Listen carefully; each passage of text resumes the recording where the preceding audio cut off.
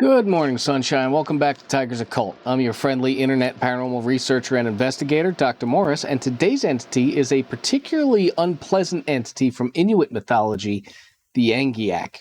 For this one, we're sticking with Bain's Encyclopedia of Ghosts and Spirits and World Mythology, but we're bringing in another piece of Bain's excellent documentation work, Bain's Encyclopedia of Vampire Mythology. So we actually won't be referring to our other two main reference texts, Illy's Encyclopedia of Spirits and Guiley's Encyclopedia of Ghosts and Spirits, but we will still be bringing a smattering of further research like the Weiser Guide to Ghosts by Raymond Buckland, so I can tell you where it comes from, how to identify it, what it does. We'll address any ethical concerns. Then we'll make sure we go over safe interaction with the entity if you should ever come across it during your travels. I mean, after all, when it comes to anything related to the paranormal, I always implicitly trust a man named Ray, but that's just me.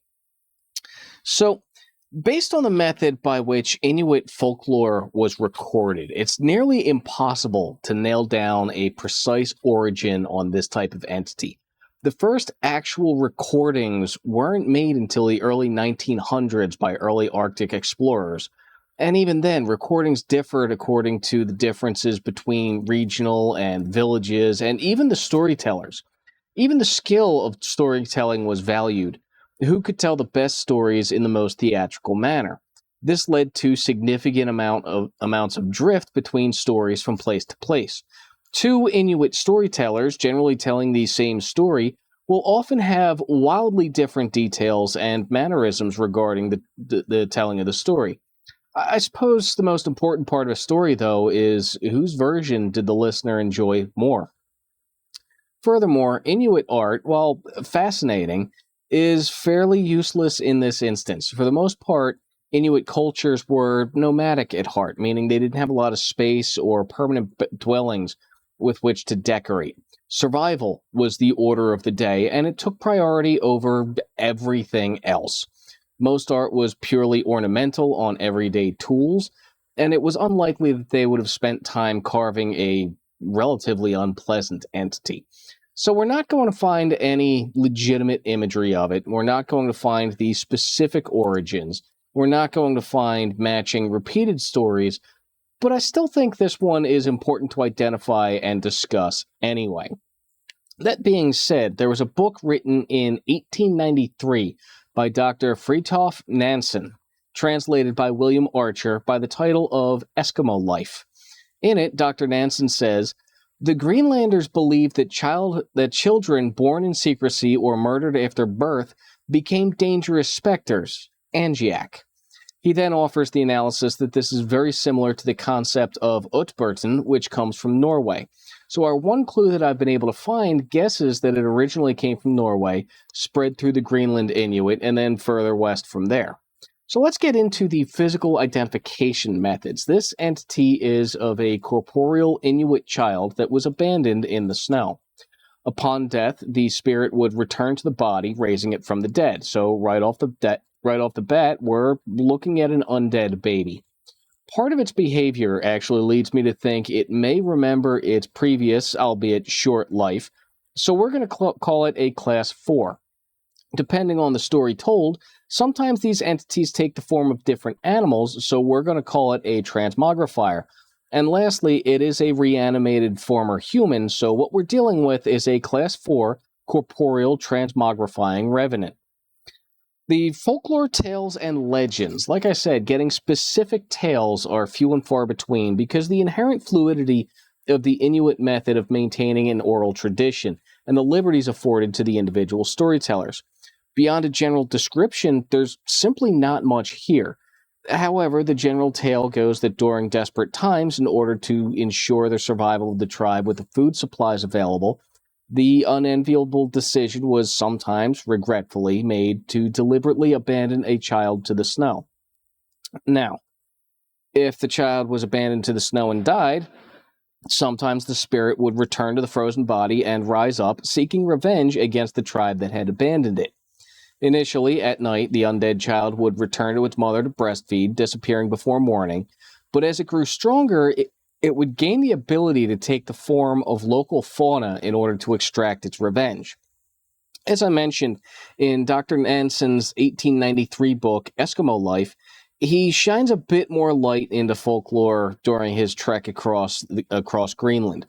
He says, children born in secrecy or murdered after birth become dangerous specters, Angiak.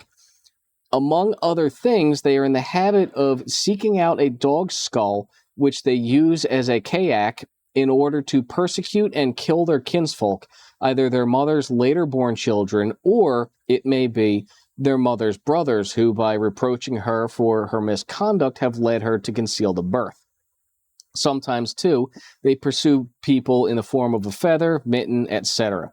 These are children who, being born in concealment and killed, have not received a name. They cannot rest, but in the form of visible or invisible ghosts, they pursue either the mother or people who pass by the place where they have been laid. Which brings us to our ethical considerations. Either way, this is a very sad entity. Now, keep in mind, this is a terribly desperate survival decision made in brutally cold Arctic conditions. No access to supermarkets, gas stations, none of that existed back then. My spoiled butt can just turn up the thermostat and DoorDash a burger from Mickey D's. And if you're watching this on YouTube, I'm willing to bet dollars to donuts you've never been in such a terrible survival situation, so I don't want to hear any judgmental, oh, but Dr. Morris, that's terrible. How could they do that to their own children? None of us have any frame of reference to live and die in such an environment. Hell, I don't like it when it gets below 60 outside. I've never been in anything below, like, 5 below zero for more than 3 minutes, so I am hilariously unqualified to make any judgment on a culture that consistently lived in negative 50-degree weather for their entire lives. I cannot stress enough how difficult life was for the Inuit peoples. An unwanted, concealed, abandoned child is just as sad, but I cannot advocate going up to the Arctic Circle and deliberately hunting for Angiak. If you're up there for an unrelated purpose and you should stumble across one, however, that's where our safe interaction methods are going to come in handy. The simplest methods of defense the tribes had was to not create an Angiak in the first place. But, again, our quick ethical analysis indicates that sometimes in those desperate survival conditions, there may be no choice. Alternately, if it was absolutely necessary to dispose of a child, according to Inuit theology, it must be done before naming the child because they believe a human acquires the soul only after it is named. Third, the tribe is advised to immediately move along to another hunting ground before this tiny, miserable ghost baby kills the rest of the tribe. Basically, don't do it. If you got to do it fast. And if you do it fast, do it and move on immediately. I sincerely hope this sort of desperate survival measure is no longer necessary. But if you're up in the Arctic Circle and trundling along in your snowmobile for whatever reason, and you run across this entity through entirely no fault of your own, you might actually have to fight it. Now, because Inuit mythology is wholly different from Christian mythology, I strongly doubt that most standard religious iconography is going to have any effect whatsoever. Garlic is liable to be utterly useless. Holy water is just going to freeze solid. Likewise, trees aren't exactly common up there, so fashioning some kind of stake is going to be awfully tough going. Overall, I hypothesize that salt in your shotgun might be marginally effective at deterrence due to its evil cleansing properties, but I wouldn't count on it. The Filipino Manangananganol, we'll get into that later, is repelled by salt, so hey, it might work. Silver might be an option, but again, don't count on it. If you're going to have to fight, the only thing I would really trust here would be the opposite of the Arctic.